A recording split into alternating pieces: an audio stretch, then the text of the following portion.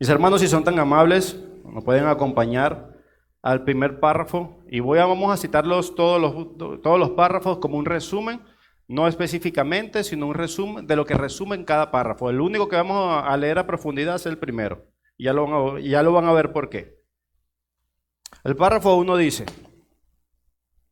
aunque Dios creó al hombre recto y perfecto y le dio una ley justa, la cual habría sido para la vida si el hombre la hubiera guardado, y amenazó su transgresión con la muerte, aún así el hombre no permaneció por mucho tiempo en esta posición de honor, usando Satanás la sutileza de la serpiente para seducir a Eva, y luego por medio de ella seduciendo a Adán, quien sin ninguna compulsión al comer del fruto prohibido, transgredió voluntariamente la ley de su creación y el mandato que les había sido dado, lo cual agradó a Dios permitir conforme a su sabio y santo consejo, habiéndose propuesto y ordenado para su propia gloria.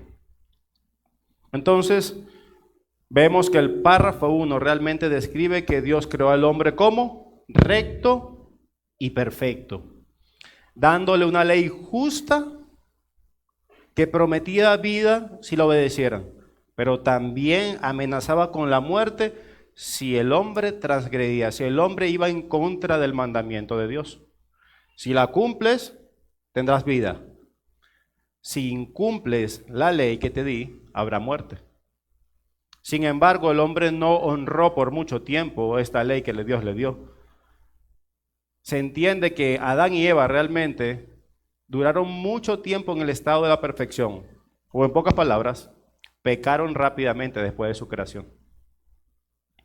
Satanás en forma de serpiente dominó a Eva a través de las sutilezas. Y a veces vemos este texto como que Eva parece un poco tonta, pero mis hermanos, Eva era perfecta y ella utilizaba su inteligencia perfectamente. Era la mejor mujer que jamás ha existido en esta tierra, por lo menos desde este lado de la gloria. Así que no era tonta para nada. Ella era capaz y tenía todas las cualidades intelectuales y espirituales completas de lo que debería ser una mujer. Pero Satanás, en forma de serpiente, la engañó, la dominó. Transgredió voluntariamente la ley y el mandamiento de Dios al comer el fruto prohibido, al pecar. Por ese pecado, o por el medio de ese pecado, entró la muerte al mundo. Por transgredir el mandamiento de Dios, entró el pecado y la muerte en el mundo. Esto se conoce como la caída del hombre, o la caída de la humanidad. ¿Y dónde vemos eso? Génesis 3:6. Y lo cito. Vio la mujer que el árbol era bueno para comer. Mira las consecuencias de hablar con la serpiente. Ella decía que ese árbol era malo, ahora vio que era bueno para comer y que era agradable a los ojos y el árbol codiciable para alcanzar la sabiduría. Y tomó de su fruto y comió. Y dio también a su marido, el cual comió así con ella. Este es el pecado original. Y este pecado original trae sus consecuencias. Una consecuencia directa. Y la pregunta es, ¿cuál es la consecuencia directa de este pecado de que Adán y Eva hayan comido del fruto prohibido, el cual Dios prohibió que no lo hicieran? Acompáñenme a Romanos capítulo 5, verso 12, por favor. Romanos capítulo 5, verso 12.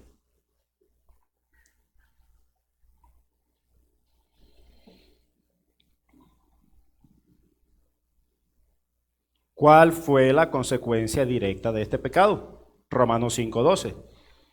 Por tanto, como el pecado entró en el mundo por un hombre, ¿qué hombre es ese? Adán, correcto. Y por el pecado, ¿qué más entró? La muerte. Y así la muerte pasó a todos los hombres por cuanto todos pecaron. O en pocas palabras, todos pecamos en Adán. Toda la raza humana pecó en Adán. Adán cuando pecó inmediatamente murió espiritualmente y la relación que él tenía perfecta con Dios se rompió.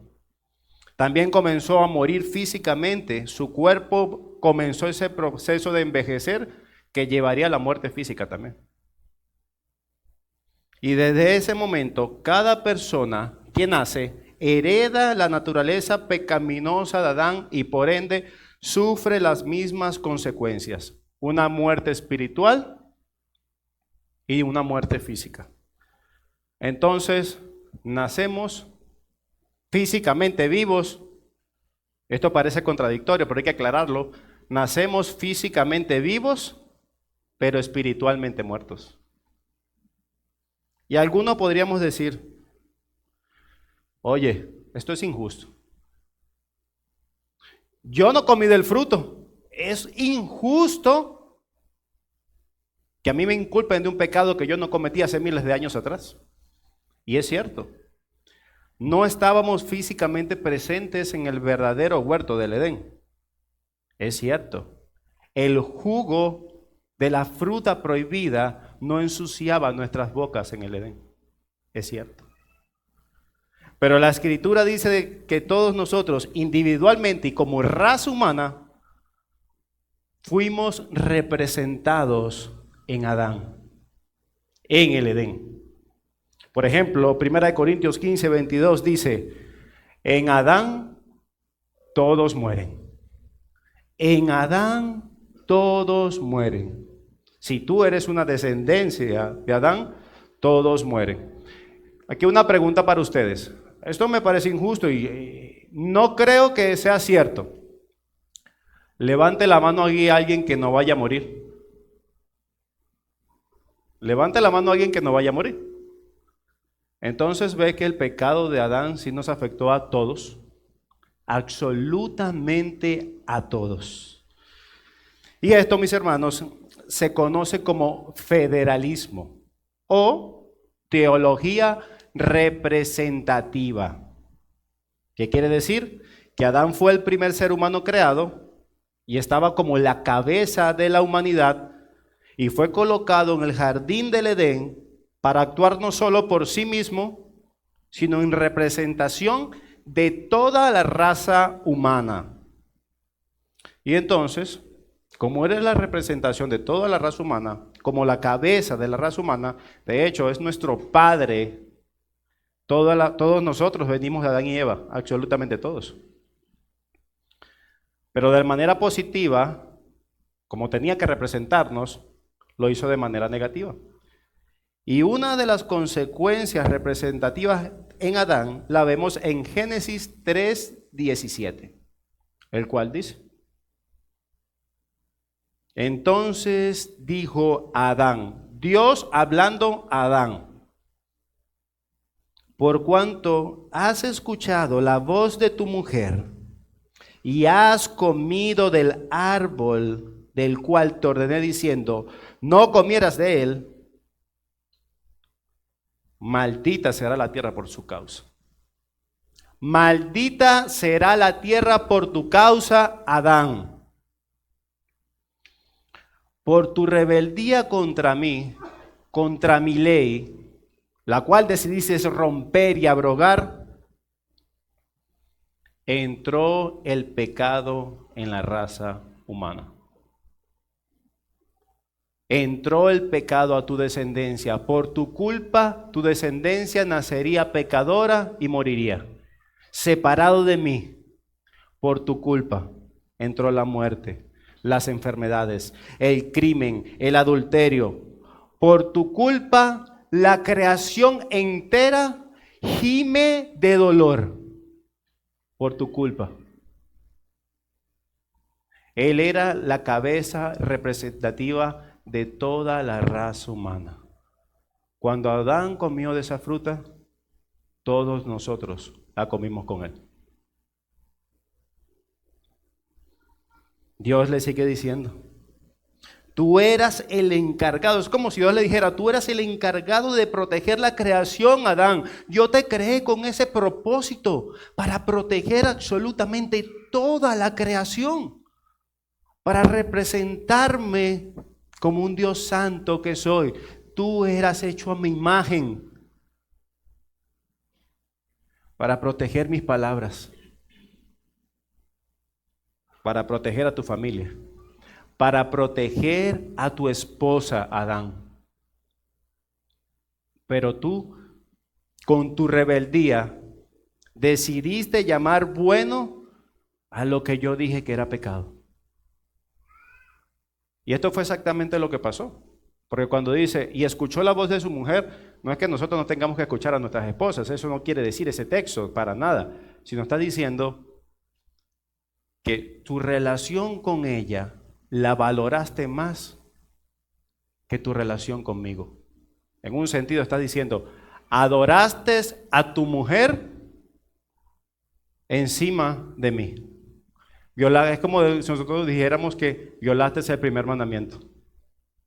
Te hiciste dioses. Adoraste a otra cosa que no sea yo. Rompiste mi corazón, el cual yo te he dado absolutamente todo esto para tu beneficio y para mi gloria. Rompiste tu relación conmigo. Por tu culpa, la humanidad nacerá a partir de ahora físicamente vivos, pero espiritualmente muertos. Nacerán pecadores. Entonces, nacemos con una naturaleza pecaminosa, lo hemos probado, porque la heredamos de Adán. Pero no solo eso, porque también somos pecadores porque pecamos. Somos doblemente culpables. Nacemos con una injusticia heredada por Adán, por nuestro representante federal, pero cada uno de los que estamos aquí también hemos pecado contra Dios. Doblemente culpables. Y algunos dirían, ahora entiendo que Adán es la cabeza representativa de toda la raza humana, está claro. Pero mi hermano, aún me sigue pareciendo injusto que me inculpen el pecado del otro. Pues, si tú eres un verdadero cristiano, eso fue exactamente lo que hizo Jesús por nosotros. Si tú has creído en Cristo, Él ha tomado tu pecado y lo ha clavado en la cruz. O en palabras del texto, la transferencia de culpa que tú merecías pagar por haber pecado contra Dios y por haber nacido pecador, Cristo la toma en sí mismo. Y su justicia perfecta nos las entrega a nosotros. Hizo una transferencia de culpa. ¿Y sabe qué? Eso no es injusticia, eso es gracia. Es un regalo de Dios. Ahora podemos decir que cuando creemos en Cristo, ya Adán no nos representa. Nuestra cabeza federal, nuestro mayor representante es Cristo. Ahora Dios nos ve a nosotros y nos ve como si fuera Cristo. Yo te amo como amaría a Cristo. Esto es gracia. Mucha gracia. Cristo ahora es nuestra cabeza federal, nuestro representante. Por eso aquí dos pueblos. ¿Estás en Adán o estás en Cristo? El párrafo 2 y 3 profundiza esta verdad de que toda la raza humana que nace en Adán, están muertos en pecados. Por ejemplo, en Efesios capítulo 2, verso 1 y verso 2, él dice, Él, hablando de Cristo, os dio vida a vosotros, que estabais, ¿qué? Muertos, no estaban vivos, estaban muertos en delitos y pecados. Así describe a los incrédulos, a los que nacen muertos en delitos y pecados, en los cuales anduvisteis en otro tiempo según la corriente de este mundo, conforme a la potestad del aire, el espíritu que ahora opera en los hijos de desobediencia. Eran muertos. Físicamente vivos, pero espiritualmente muertos. Salmo 58:3 afirma también esta misma idea. Dice que se apartaron los impíos desde la matriz. Se descarriaron hablando mentira desde que nacieron. Nacieron pecadores. Salmo 51:5 dice que he aquí, hablando David, en maldad he sido formado y en pecado me concibió mi madre. Reconoce que nacen como pecadores. Y ahora pregunto, la Escritura dice que el hombre natural es un muerto, ¿cierto? Ahora imagínense eso. ¿Qué pasaría si nosotros vamos a un cementerio y le diríamos a los muertos que están en el cementerio, levántate, haz esto o haz algo, le damos algún tipo de orden? ¿Qué harían los muertos? Nada, absolutamente nada. ¿Por qué? Están muertos. Están incapacitados para realizar alguna acción. Y eso mismo es lo que nos dice el párrafo 4. Él declara que los muertos espirituales son todos los hombres en condición natural que heredaron la corrupción y el pecado en Adán. Todos los hombres nacemos muertos espiritualmente. Están indispuestos, incapacitados, opuestos a todo bien e inclinados a toda clase de males. Como un muerto revive. Tiene que venir una acción fuera de ellos. Eso es exactamente lo que hace Cristo en nosotros. Nos imparte vida. Con una obra, solo una obra sobrenaturalmente milagrosa, revive muertos. Acompáñeme a 1 Corintios 15, verso 20 al 22.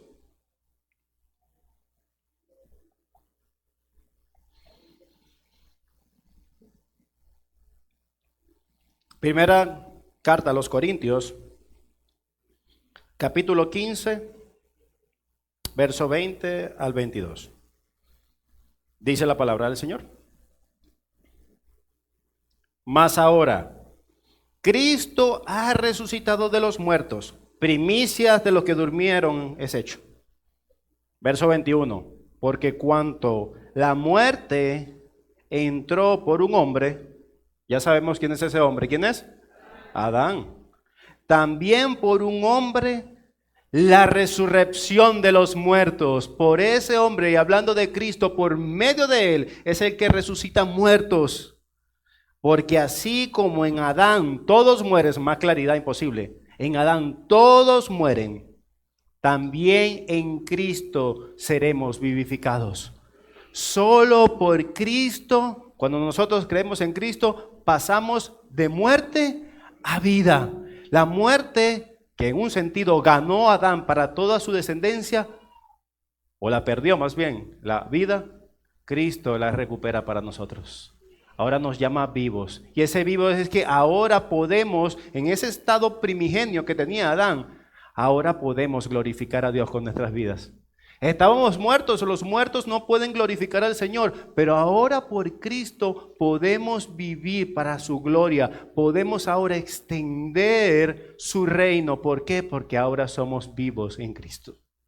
Amén. Así que si creemos en Cristo, ya no seremos más muertos espirituales, sino vivos en Cristo. Amén. Y por último, el párrafo 5 aclara que cuando creemos en el Señor Jesucristo, ahora somos santos. Y la palabra santos habla de Dios tomó o nos tomó y nos aparta para Él. Eso realmente es lo que quiere decir la palabra santos, como lo vemos en Filipenses 1:1, cuando dice, Pablo y Timoteo, siervos de Jesucristo, a todos los santos en Cristo Jesús, que están en Filipos con los obispos y diáconos. Entonces, todos los cristianos somos santos. Dios nos aparta para Él. Dios ahora nos aparta para Él para poderle dar gloria. Pero, aún a pesar de ser santos, tenemos lo que se conoce como el pecado remanente. A pesar de ser creyentes, tenemos que reconocer, a pesar que aún pecamos. Como lo dice primera de Juan, verso 8 al 10, dice que si decimos que no tenemos pecado, nos engañamos nosotros mismos. Los cristianos aún pecan y la verdad no está en nosotros. Verso 9.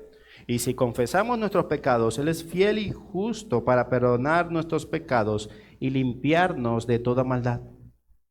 Si decimos que no hemos pecado, le hacemos a Él mentiroso y su palabra no está en nosotros. Ok, el cristiano peca, sí, pero hay una diferencia.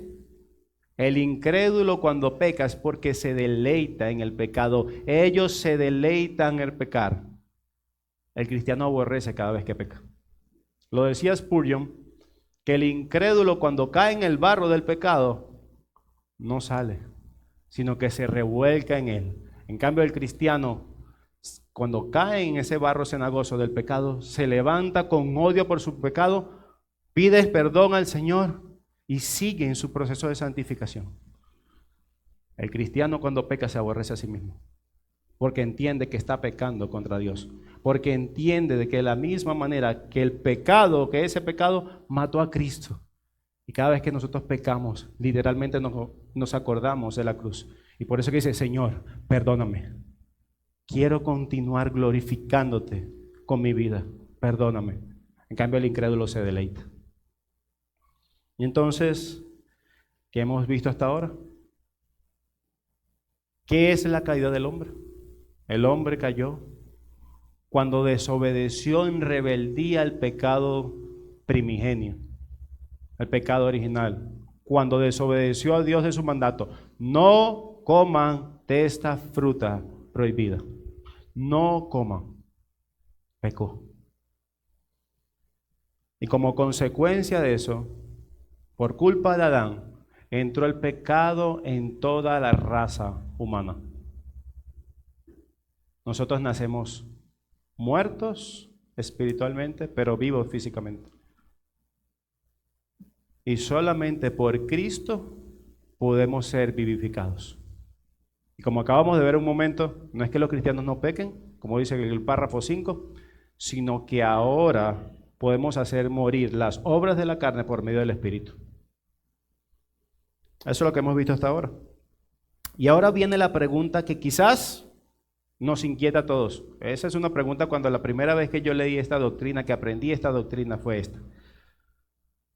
Si Dios es santo, puro, magnánimo, glorioso, que tiene control absolutamente sobre todas las cosas, ¿por qué Dios permitió la caída? ¿Por qué Dios permitió la caída? Y la respuesta corta la encontramos al final del párrafo 1, que lo vemos en pantalla. Lo cual agradó a Dios permitir, hablando de la caída, conforme a su sabio y santo consejo, habiendo ordenado todo con el propósito de que fuera para su propia gloria. Yo quiero profundizar más en esto. Jonathan Edwards, en su ensayo titulado El fin por el cual Dios creó el mundo, dice lo siguiente. Él dice, Dios creó el mundo no principalmente para promover la felicidad humana, sino para manifestar su propia gloria.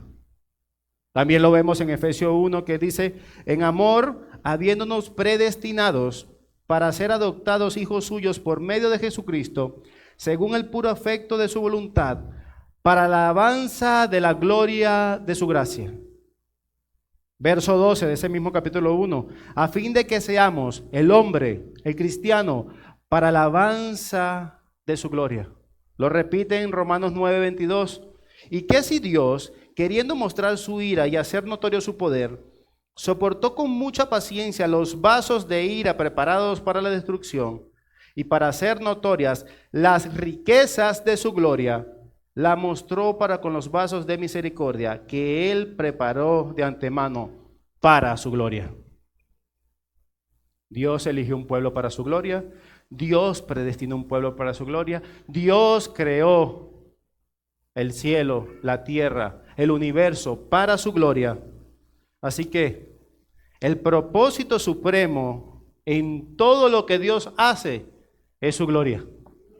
El propósito supremo, sapientísimo, sabio, de lo que Dios permite es y siempre será para su gloria. Así que si el propósito primordial de Dios, de la creación y la redención, es la exhibición de su gloria, es la exhibición suprema de su gloria, donde muestra su paternidad, su paciencia, su amor. Vemos todo eso cargado en la cruz, ¿cierto? Si Dios permitió la caída para expresar las profundidades de las riquezas de su gloria, tengo que unirme a lo que han dicho mis hermanos a través de los siglos. Bendita caída. Bendita caída que hace expresar a lo sumo, a lo máximo, la gloria de Dios, su misericordia por su pueblo, y que es un Dios que se relaciona con nosotros. Y una vez más volvemos a la cruz. Él mostró absolutamente todo eso para el beneficio de nosotros. No hubiésemos podido conocer su amor, su empatía, no de la misma manera, su compasión, su amor, su entendimiento. No podríamos conocer a Dios como lo conocemos si no fue a través, o no fuera sido a través de la caída. Entonces, una vez más decimos, Dios permitió la caída para manifestar el esplendor de su gloria. Esa es la respuesta. Dios permitió que la raza humana cayera para manifestar el esplendor de su gloria. Amén. Y hermanos, esto es lo que creemos. Creemos que Dios preparó todas las cosas, que Él permitió la caída para el esplendor de su gloria. Así que espero que salgas aquí entendiendo esto. La caída, la muerte, la caída de Adán, el desconocimiento de parte de Adán de Dios, y ahora el reconocimiento que ahora tenemos de Dios por medio de Cristo. Caída y ahora redención en Cristo. Amén. Esto es lo que creemos. No nos vamos a mover ni un centímetro de lo que dice la Escritura conforme a esta verdad revelada. Esta es una doctrina fundamental que nosotros creemos para el avance de su gloria. Ahora sé que tú puedes estar esto, Señor, ¿por qué permitiste la caída? Ahora sé que es para la alabanza de tu gloria. Oremos. Señor, gracias por permitirnos esas verdades, conocer y profundizar estas verdades. Ayúdanos, Señor, a darte gloria. Ahora podemos darte gloria como no lo pudo hacer Adán, pero no por nuestras propias fuerzas, sino por medio de Cristo. Así que ayúdanos a seguir, a alimentarnos de esta verdad a profundidad y a proclamar tu gloria por medio de Cristo. Te lo pedimos en nombre de Cristo Jesús. Amén.